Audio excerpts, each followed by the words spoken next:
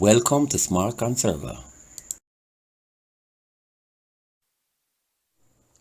Today, my topic will be gadgets I use to reduce the light bill. I can't really promise you that it will be said all in this vlog, but if not, then there'll be a part 2. When I say gadgets, what do I mean? Well, a gadget according to the dictionary is a small mechanical or electronic device or tool. Let's start with my plugs. I remember telling you in a previous vlog that I have a fear for electricity, a fear being shocked. So as a result, when I am to remove an electrical cord, I tend to pull it. While I know that pulling on the cord and not the plug can damage the strain relief on the plug, and pulling the cord may also cause a break in the wire, resulting in a short circuit, I'm still very much afraid. I have found a solution though, which not only helped me get over my fear, but one which helped me to conserve without plugging out my appliances. Before embarking on my conservation journey, I left all my appliances plugged in. This included the TV, cable box, microwave, washing machine, and even a radio. In 2015, when I was hit with a high light bill, I had my brother-in-law over to check if I had an electric leak. Then conservation methods came into play. In order to conserve and stop the vampire electricity, that was what I did. Try to conserve. I knew I had to plug unused appliances out, but my fear for electricity was greater. Also, where the plugs were placed, it made it difficult to plug it in and out, especially some appliances. So it reached a point of you just can't bother with the hassle.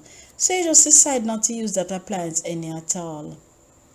Or you decide to just leave it plugged in. With research, I found the first gadget to help with this.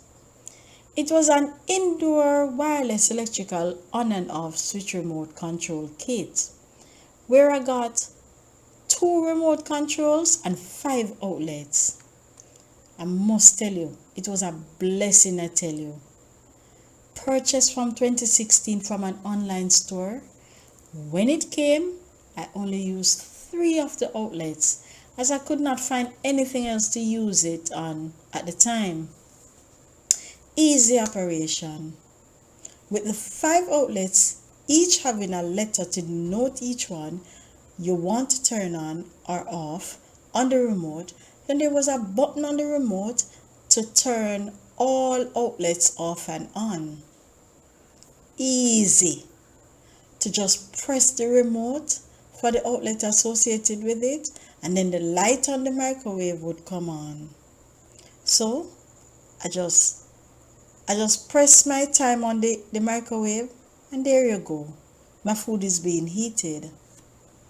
When the microwave has done its work, then the associated off button on the remote itself was pressed, and all the power is lost in the microwave. You know, the only issue was remembering which letter was for which outlet.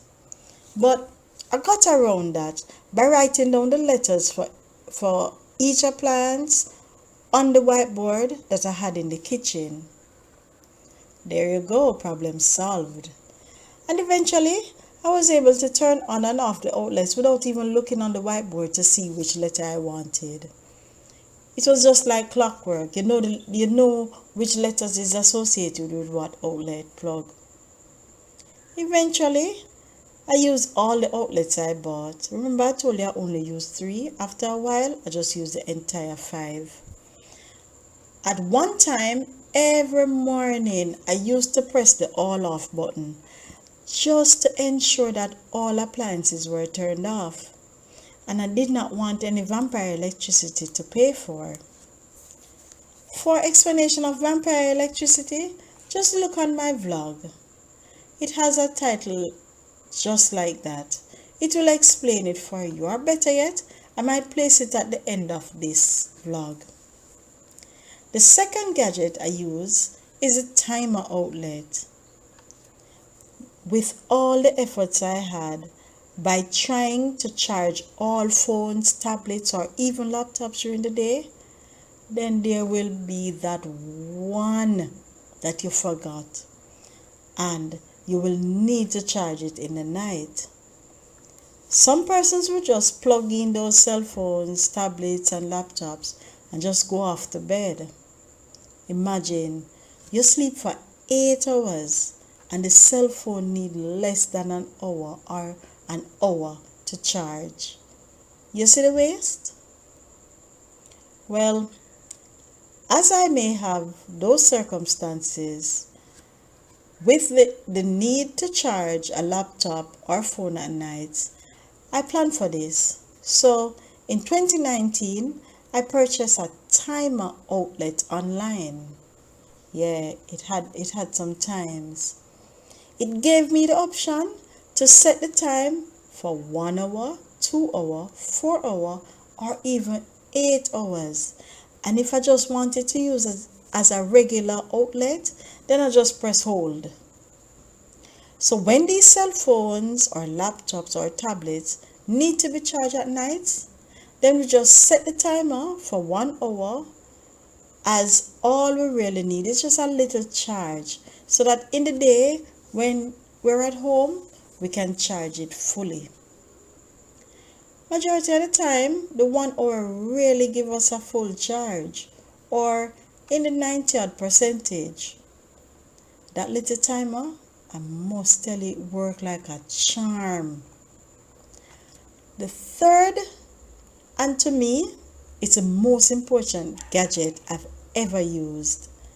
It's called an appliance timer, or another name is digital programmable timer. This gadget can fit in your hand, and it's a very useful one in my opinion. My usage of this gadget had saved me a substantial amount of money on my light bills. It is a 7-day electronic timer. It's ideal for time control of your hardwired appliances. I have used this gadget on my refrigerator. Please, don't mix up the fact that I call it a timer, as you know that the refrigerator have a timer too, don't it? And this is a built-in one. But the timer I'm telling you about, this digital programmable timer, is capable of shutting down or turning on any 120-volt appliance that you may plug into it. It turns it on and off at any time that you program in it. The digital programmable timer has a white molded design with a large LCD display. It can accommodate about 16 different on and off programs with daily, weekly, or a combined option. It's a bit tedious to program, and it depends on where you purchase it. You can ask the seller to program it for you. It's ideal for indoor power applications. It's also very useful and versatile, as it connects and disconnects a single socket based on your programming. When making a decision to purchase a digital programmable timer, you need to decide what you will use it for. I've seen persons use it on a standing lamp that turns on automatically at nights at a certain time that was already programmed, and then it was off again at another programmed time. This they do so that if they're away from home, no one won't be able to tell if they're at home, as things operate as normal as possible. For me, I use it on my refrigerator, like I tell you, and it's programmed to shut down my refrigerator every night, 7 days a week at 9:30 p.m. And then it turned back on this fridge at 7 a.m. the next morning. It's on again. Note well, I don't go in the fridge during the night, so everything is okay. No, I've never had anything spoiled in my fridge as a result. Worse no, I'm using an inverter refrigerator, so I don't really need the timer, but I still use it nevertheless. You know what? I have a vlog titled Using the Inverter Refrigerator to Reduce That Light Bill Parts 1 and 2. Watch it and see how I save with the refrigerator. That gadget, the appliance timer or the digital programmable timer, is a blessing in disguise, I tell you. What I like is the fact that I can set it and forget it, and that I did. Honestly, when looking around for gadgets I forgot the timer, as while it's something I use every day, it's not one I have to come in contact with to even use it, so it's easy to forget. I have other gadgets that I use to reduce that light bill, but I need to write them down in order to remember it.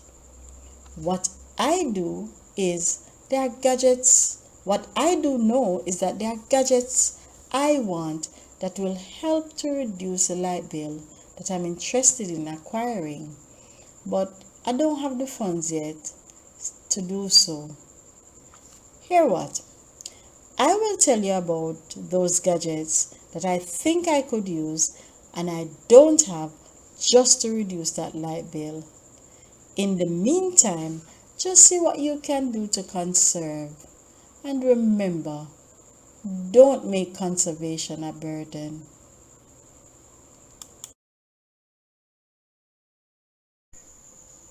You have come to the end of another series. Join us next time for more ways to conserve.